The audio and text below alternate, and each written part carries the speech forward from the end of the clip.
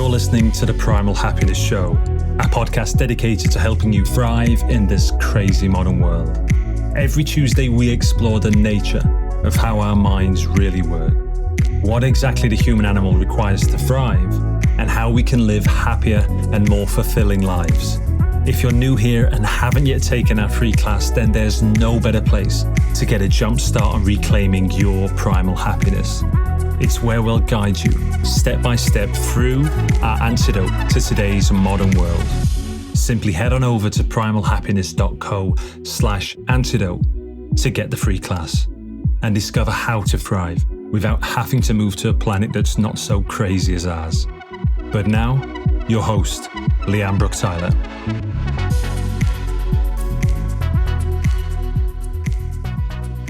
Hello, my beautiful people. A huge warm welcome back to the show. In today's crazy modern world, men and women are living shallow, disconnected, and unfulfilling lives. So we created the path for those who are ready to reclaim their primal power and actualize their deepest gifts. And just to let you know that enrollment is still open just for a little longer for Waking the Wild Feminine and Waking the Wild Masculine. They're potent circles to support you in discovering your soul path, expressing your heart's truth and deepest desires, all whilst being fully seen and held by a circle of your fellow men or women. It's really the most powerful activating magic we know of. You can let us know you're feeling the call and request more details at primalhappiness.co/go deeper. And now for this week's show. This episode is our monthly show called All the Everything, and it's where I jam on an eclectic mix of topics.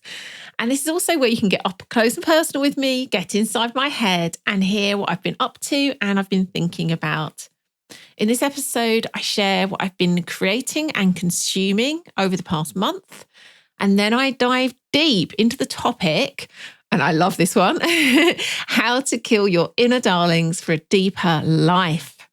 And don't worry, if you can't understand what I mean by inner darlings, I know you'll be able to relate to it very clearly, maybe a little bit painfully, very soon. Sounds good? Cool, let's jump in. So welcome to November's All the Everything. And I'm going to be talking about what I've been consuming and creating through October. And then jumping into the main topic, which feels like it feels very alive for me at the moment. And a kind of nice combo of being like juicy and edgy. So we'll see where that goes. And that topic's killing your inner darlings. So we'll go there in a moment. Let's start with what I've been consuming. And I'm not very far through this book, probably. It's it's like I've actually got it in hardback and it's about 3 inches deep, and it's Ray Dalio's Principles. And I think I'm only maybe 20% through it, something like that. And if you don't know him, he's like a famous, this might not be exactly the right word, but like investor, kind of stock and shares wizard. I'm not sure what you'd actually call him, but he's one of those kind of guys, a bit like, say, Warren Buffett or Charlie Munger, that's just like known in the kind of money world as being a bit of a genius.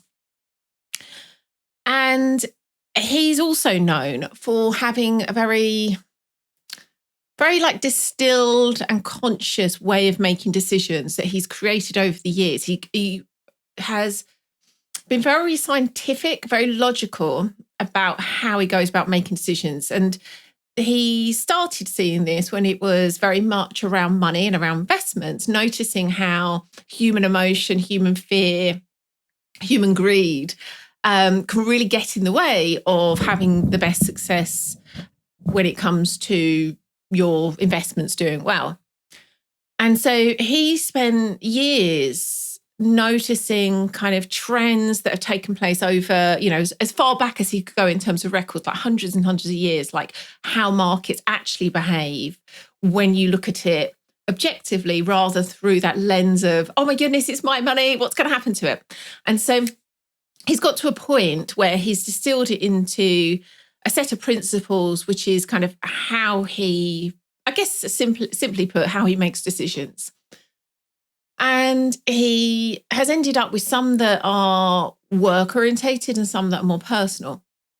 And so I'm only a bit into it, so I'm more in the bio part where he just gives you a bit of a snapshot of his life story, which is really interesting anyway.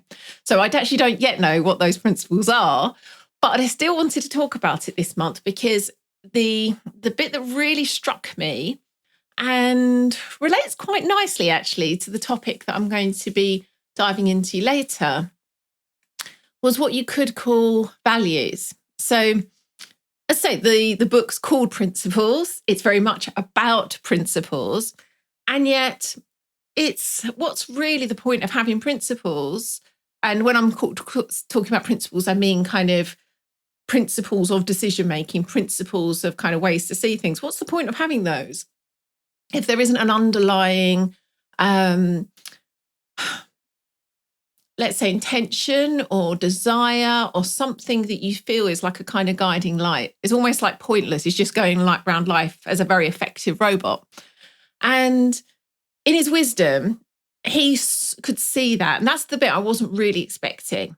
I thought the book would be, again, brilliant on the idea of principles, but I wasn't expecting, and particularly so early on in the book, him to talk about that so directly. So for him, those values are something like doing meaningful work and having meaningful relationships. It's very close to that if I haven't absolutely quoted him directly. And he says very clearly anything that happens, for example, making lots of money, happens kind of from that place. Like the underlying intention, the underlying value isn't about making lots of money. The underlying values he's got are around doing meaningful work and having these kind of like worthwhile relationships. And he said, this is something you can constantly check in on. No money in the world outweighs or can buy a meaningful relationship. So it makes things very, very clear. So I love that. That's something that I'm seeing more and more, both in my own life and when I'm working with clients, the importance of having that kind of deeply held sense of guidance, let's say. And again, I'll talk a bit more about that in a moment, but just in terms of the book itself, I don't even know yet whether I'd recommend it. I'm so early into it. I think if you're someone who finds other people's philosophies or investing, money, anything like that, it'd probably be well worth a read. But I'll maybe update you next month, by which point I'm hopefully would have been through it and let you know whether I'd actually recommend it or not. So let me just take a breather and then we'll dive into what I've been creating. So November has been, it's funny actually, I was about to say it's been a month of October has been a month of intense creation. But it's so interesting how we can compartmentalize things we're doing and not see them as creation. So I was talking to Jonathan yesterday, planning the topics for today. And so I can't think of anything I've created this month. Oh, what am I going to talk about? I feel like I've just not created anything. And normally I can kind of look down my Facebook feed or look in my diary and there's lots of different things I could talk about. And he's like, oh, because you've been creating Waking the Wild Feminine. And I was like, oh, of course, yeah, duh. And within that creation, there's lots and lots of kind of mini creations, whether they be posts or thinking about the framework or creating relationships and conversations. It's been it's probably one of my most intense creational months I've had for a while. But it's so funny how I actually was thinking, what have I been doing? I talk all the time about living a creative life. I've done nothing for a month. And then it turned out to be the opposite. So that tickled me, how even when it's seemingly so in your awareness, you can still get hooked on these odd ways of being blind to what you're doing. So that was a great example. But yes, Waking the Wild Feminine has been one jolly good creation that I've been up to this month. And I can't remember if I touched on this last month because I must have been starting that last month. But regardless, I'll speak about it again because it's so alive for me at the moment, which is this kind of gap that happens between starting something. It could be as simple as just getting the idea. It could be actually starting a piece of work, writing a post. I don't know. It could be something quite small, or it could be huge, around an idea for a book. And then it could be, like in the case of Waking the Wild Feminine, a kind of offering you're putting out into the world. And I'm really conscious now of how painful I find that part of that process, that kind of gap between a creation starting and a creation being finished and being put out there into the world in whatever way that's going to be. And that middle bit, I think is fairly human to find that really intense, but I've certainly noticed for me lately how intense that is. And so much so, I will do various weird things to either end the pain early. So that could be almost, say, for example, it's a Facebook post, almost like rushing through it and not spending the time really getting to the heart of what I wanted to share, because it's too unbearable to stay in the unknown. It's easier to rush to kind of get it done to, like, a satisfactory level. And then it's done and it's safe. I can put it out and I'm not in that kind of unknown space of how is it going to turn out. And the more I'm noticing this pattern of myself, the more opportunity, like as ever, the more we notice, more we're aware of ourselves and our patterns, the more choice we have around it. So that's what I've really been noticing lately, how much I react to that feeling and try to resist it. And as Jung says, what resists persists. And then trying to choose differently, like allowing myself to acknowledge that's the experience for me. Yes, it is really intense. There is, for me, a real fear in kind of, how's this going to turn out? Will the post be okay? I don't know, will anyone sign up for Waking the Wild Feminine? Will I actually do what's needed to create this design? Whatever it might be, just being able to stay in contact with that experience, allow it to have a place in my system, has been increasingly possible. And I can see the kind of very real outcome of that is I suppose I enjoy the creative process more.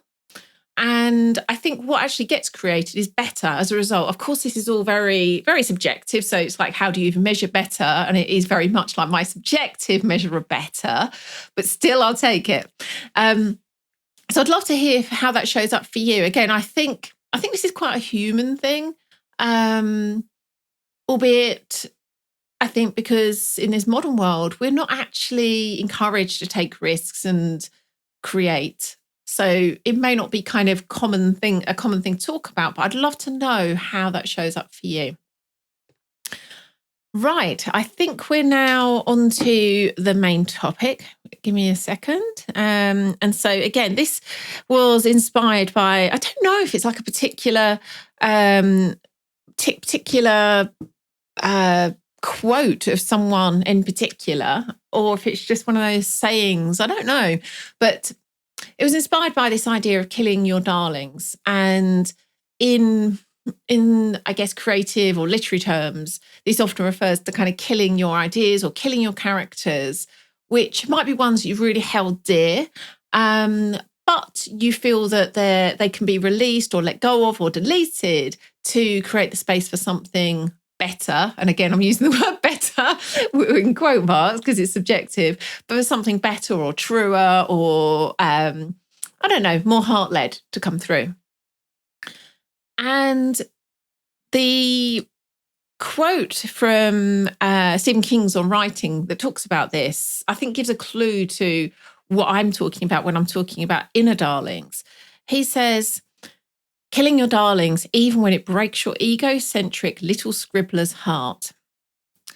And clearly we're not talking about writing here specifically, although it could be writing.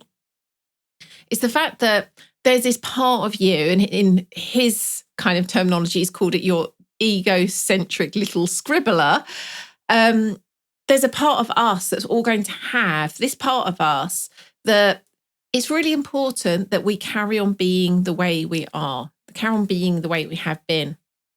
And you could call that your ego. I don't think we even really in this moment need to name it. I think we all have this sense of continuing the way we've always been is safe. And there's a real intensity that shows up for us when we look like we might be choosing away from that. And again, makes complete sense. There's a part of us that has created that to keep us safe. It makes complete sense that we've created ourselves the way we've created ourselves. It's worked. We're here, we're alive, it's worked. And so it's why I often stop and consider that people who are in this kind of work of growth, expansion, in some ways we're going very counter to primal urges. We're really putting, that, for example, working with a coach. By doing so, we're like choosing into a process that is going to require us breaking away or dismantling or killing off parts of ourselves that no longer serve what's possible for us, no longer serve that kind of next expanded version of us. So it's very, it both tickles me and I kind of really honor it that we're choosing into something that's like actually like quite paradoxical that we would choose to do something involves like a death of sorts. And so why would we do it? Why would we choose to do that? And again, I think there's a point, and sometimes it can be like a moment, it can be an experience. I'll give an example of one of my clients in a moment where it kind of, I don't think anything can ever be in isolation. There's always a greater context, but seemingly it was one experience. For others, it's less kind of one particular experience that creates this. And it's just like an ongoing sense of being called towards something by our soul or our heart that, yes, this is our path. It might be difficult. It might be uncomfortable. And yet I can't deny it. And so that's going to show up differently. But I think when you've got that sense of there's something more here for me, just staying as I am, staying safe, staying in this life that I've created, I could do it. It no longer feels like, and sometimes it doesn't even feel like we could do it. Like the call is that strong, we can't even do it. But sometimes it's subtler than that. Sometimes I could stay where I am. I could stay as I am. And yet that doesn't feel like the real choice here for me. And what I've noticed increasingly, this goes back to what I was talking about in Ray Dalio's book around his values, is I think when we're guided by a clear sense of why we're even here, why we're even doing any of this, the kind of like there's a shallow sort of human level to that, which is, well, we're here to, survive for a certain amount of time and to reproduce. That's absolutely true. That's true. And we can be snagged there all the time and live our life in one way or another. It might not always be obvious, but ultimately that sense of fear and avoiding risk can be just the way we live our lives. That's probably the majority of people are living their lives that way, where everything really is centered on that need to survive. And so I'm not in any way saying, let's just deny that or dismiss that. Like, absolutely, let's include that. That's important. But is there something else that you're here for? Is there something deeper that feels like your reason for being here? And it's not to say you have to have an answer for that now. Honestly, I've probably only really got clear, and when I even say clear, it's probably clearer. I've only probably got clearer on that in the last few months personally. So I'm not in any way saying like you should have the answer to that question and it should be so obvious and so clear and you should be able to roll it off your tongue. But I think to even be in the inquiry of that already is a huge, huge step towards living a life that has more meaning and depth. So again, don't beat yourself up if you can't say, oh, yes, I am human and therefore I kind of would like to survive. And I'm also here for X. Just being in the inquiry, if that's not obvious to you, just being in the inquiry is huge.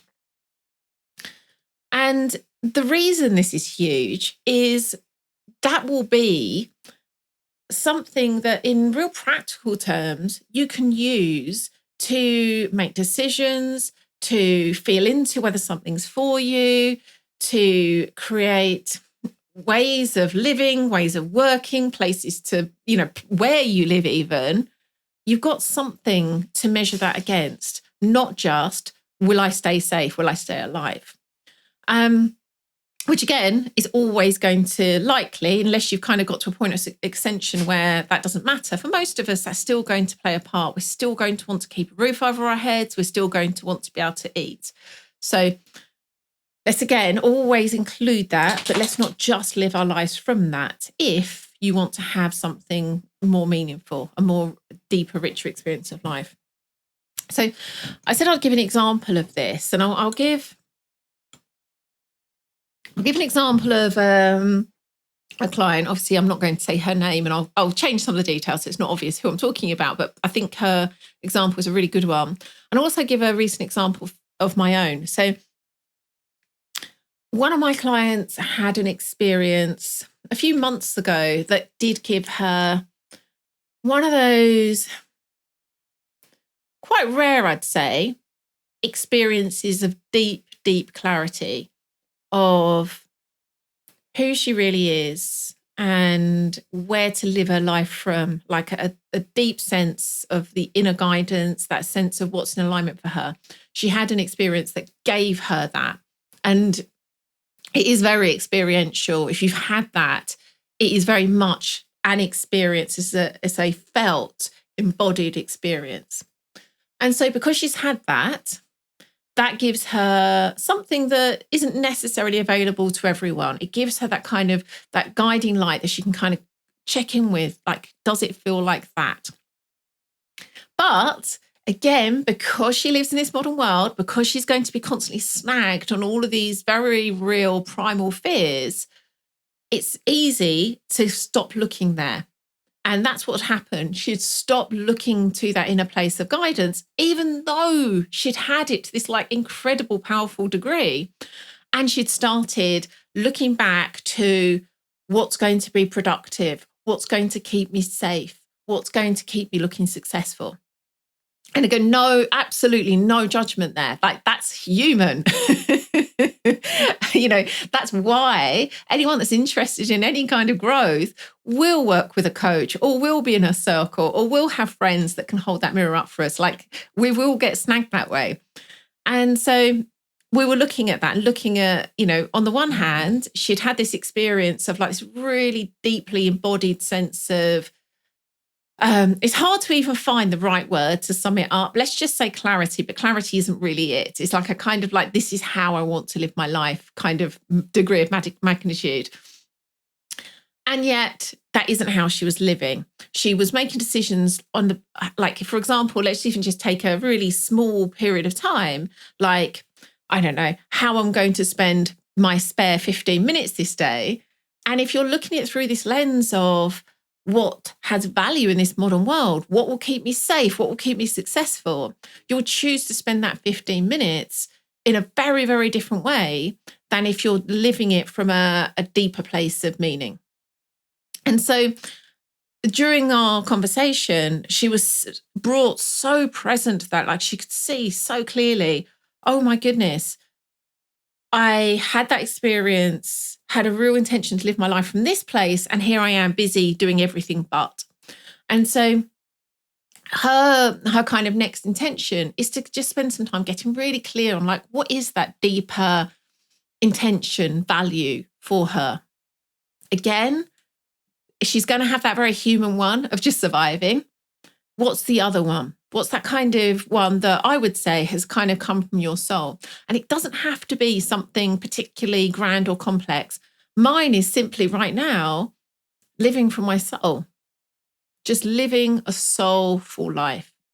And that's enough for me, moment to moment, to gauge. And just to be clear, I'm not saying this like it happens all the time and I constantly get this right. But it makes things so much clearer and so much easier to discern when I have that sense of kind of, is my soul calling to me towards this? Is this thing that I'm choosing between, will this path give me a deeper sense of myself and what I came here to do, or will this? And so she's now going to go away and just tune into like what that is for her. It might be the same. It might be something completely different. I know for her, the experience she had was very was like in her body and very like heartfelt. So it could be for her something around being led by her heart.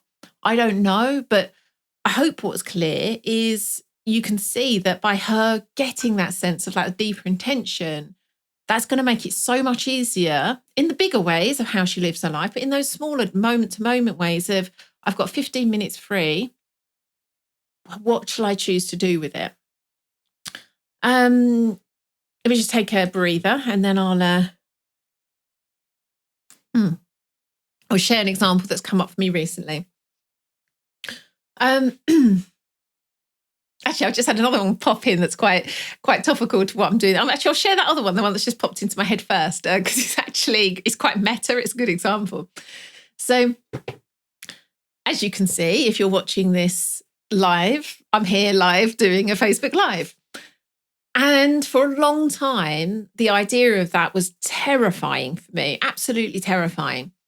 I remember, this is probably going back 4 years or so ago, Jonathan and I were talking about doing some kind of live webinar or something for whatever it is we were offering at the time. And I remember just being like a hell no to the idea.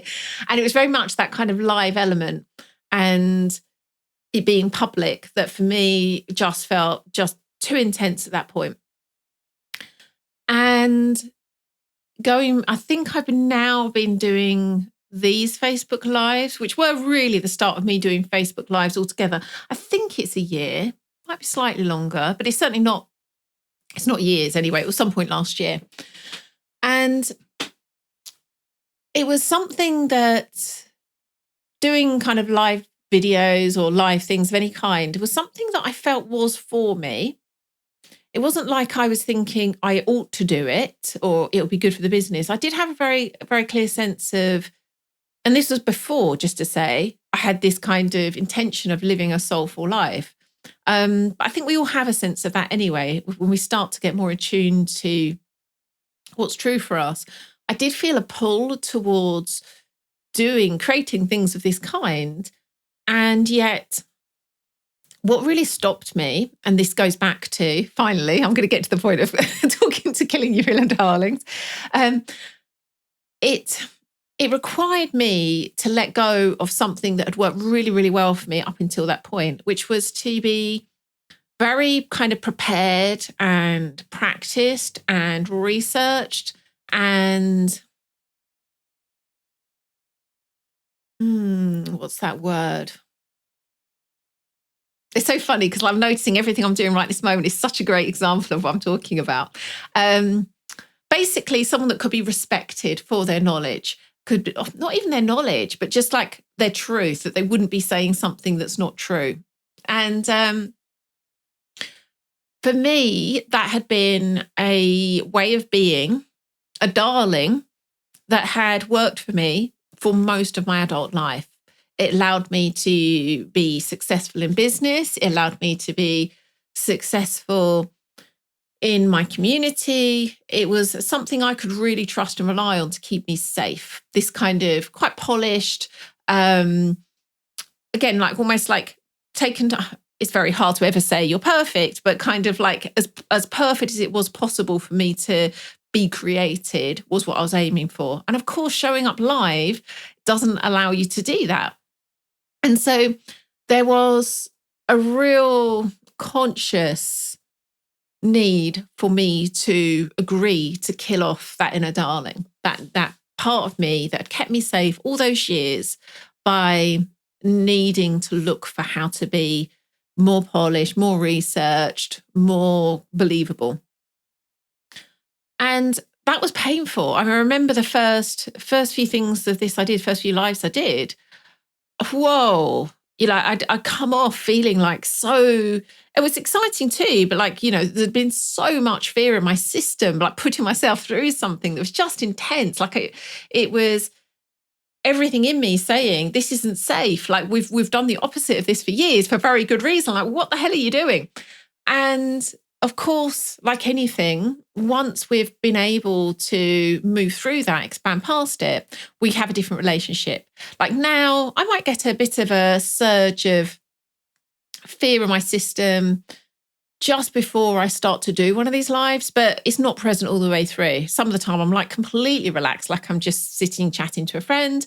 Other times I might kind of like notice like, oh gosh, this is weird. This feels really intense. There's an expectation on me. Like it morphs and changes moment to moment. But in general, it's a quite pleasurable, fairly easy thing to do.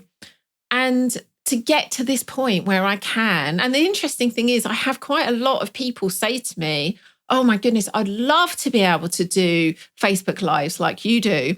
And it's so funny that we can look out there and think there's this like formula when really all that's ever required is for us. I mean, not to say there isn't ever things to learn and skills to have, but fundamentally, the biggest shift is that willingness to kill off that part of us that's allowed us to get to where we are.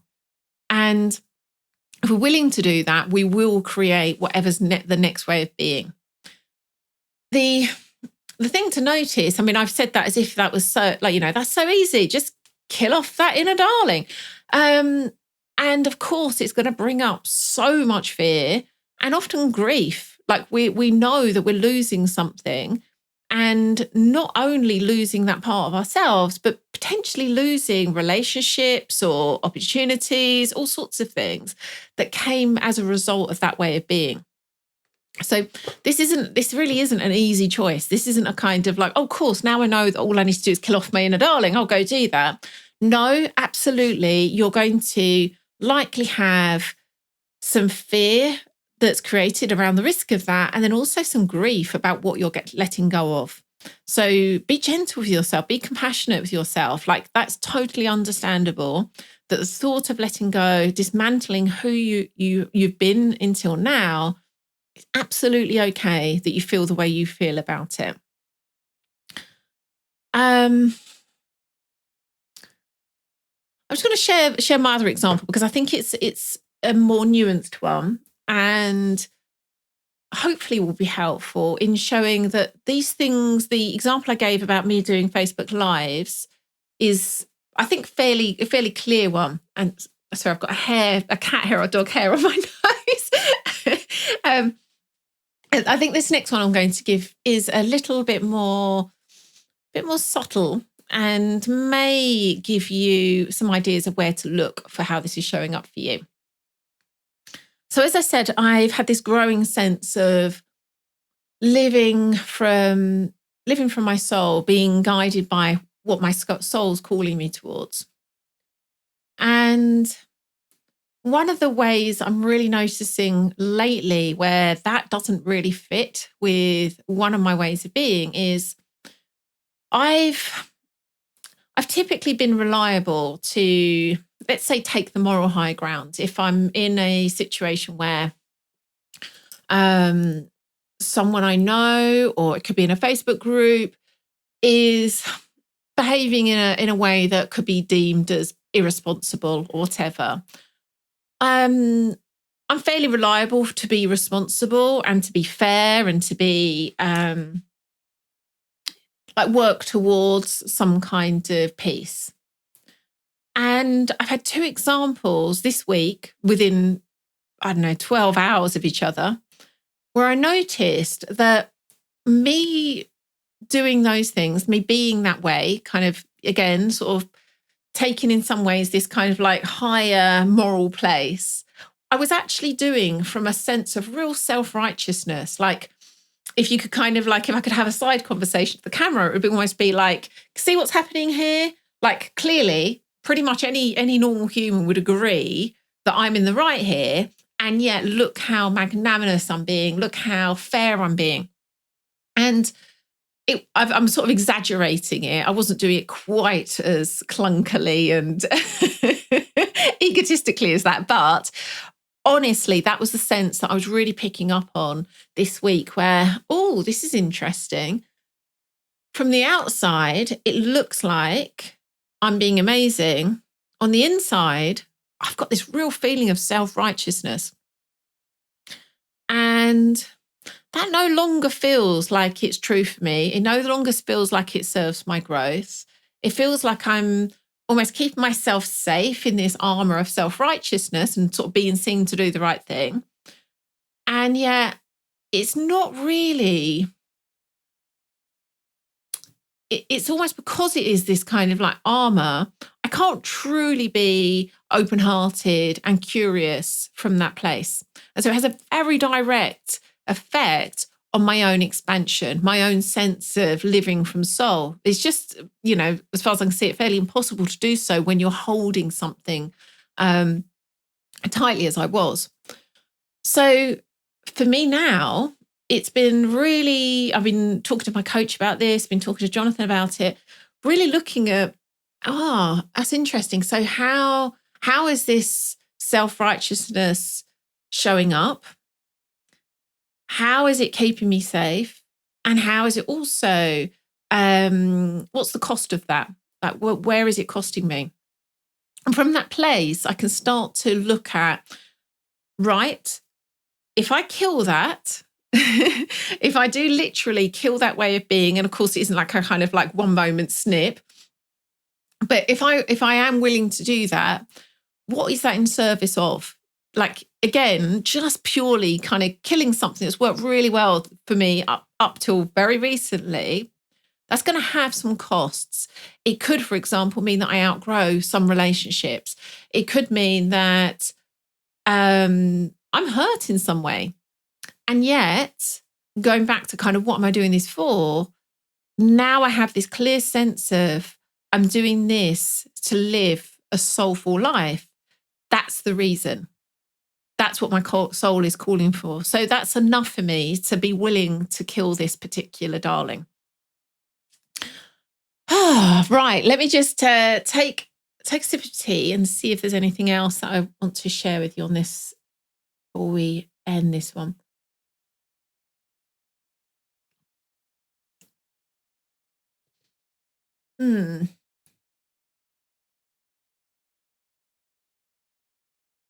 I think just looking at my notes, one of the last thing I wrote was, is this the best I can do? And on the one hand, it could be argued that what we're doing is always the best that we can do. It's always what's available to us in the moment.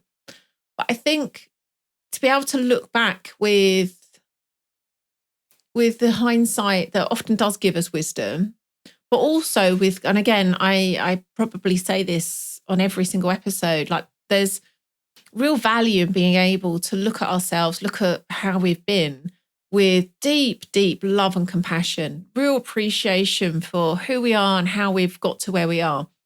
When we can do that, often we can say, I could do better. And that doesn't mean we shouldn't have done what we did. It doesn't mean that we should have done better in that moment. There is no should. It's just noticing like, I could choose to do better. I could be better. I could be more of myself. I could bring more heart to this situation. And so I think that's where I want to leave it. I suspect there'll be places that, again, and I think almost there's like an ingredient of compassion that, like, when we bring that in, we kind of feel safe to see more. So I'd really encourage you to really consciously bring this ingredient, this alchemizing ingredient of compassion, and then look at how you show up, whether there's places that actually you feel like you're outgrowing, and it will require some death. It will require some grief. But if it's in service of something that's true and deeper for you, it will be worth it. Okay. So if you would like more on, I guess, all of these kinds of things, like we talk about just so many different topics, and Oh, gorgeous stuff on the podcast. So if you aren't a regular listener, go check out all the things we've got there, which is at primalhappiness.co/podcast. If you would like to meet other people who are on this path of reclamation and actualization, go join our free Facebook group. And that's at facebook.com/groups/primalhappiness. And if you would like to go deeper, if you'd like mine or Jonathan's support, and that could be via a circle, it could be one-to-one coaching or partnership coaching, you can go and find out about all of that at primalhappiness.co/go deeper. There's, I believe, a couple of spaces left on Waking the Wild Masculine. So if you're a man listening, go check that out ASAP because they won't be around for long. Is that everything? I think so. Yes. So have a wonderful rest of the day, a gorgeous month ahead. Lots of love until next time. Mwah. Bye-bye. So that's all for this month. Are you going to see what that deeper value or intention is for you? And then take a look at the inner darlings that are getting in the way of that. I'd love to know how you're getting on. Best way to do that is head on over to the Primal Happiness Facebook group and let us know what's going on for you. If you haven't already joined us there, the link for that is facebook.com/group/primalhappiness. And it's completely free to join. And I'd also love to have your feedback, questions, and topic suggestions for future shows. And you can post those there in the group too. And as I said earlier, enrollment is still open for just a little bit longer for Waking the Wild Feminine and Waking the Wild Masculine. They're potent circles to support you in discovering your soul path, expressing your heart's truth and deepest desires, all whilst being fully seen and held by a circle of your fellow men or women. It's the most powerful activating magic we know of. You can let us know that you're feeling the call and request more details at primalhappiness.co/go deeper. Of course, if you'd like to join me live for the making of the next All the Everything, you'd be very welcome. Always love to have people join me there. If you just like our Facebook page, if you haven't already, that's at facebook.com/primalhappiness. And then you can watch out for the show airing live the first Friday of every month at 10 a.m. GMT.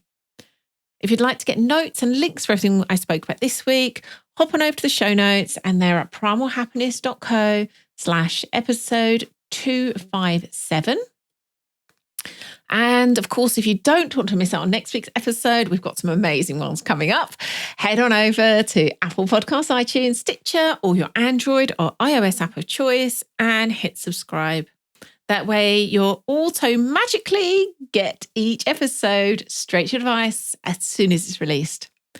Thank you so much for listening. You've been wonderful. Catch you again next Tuesday.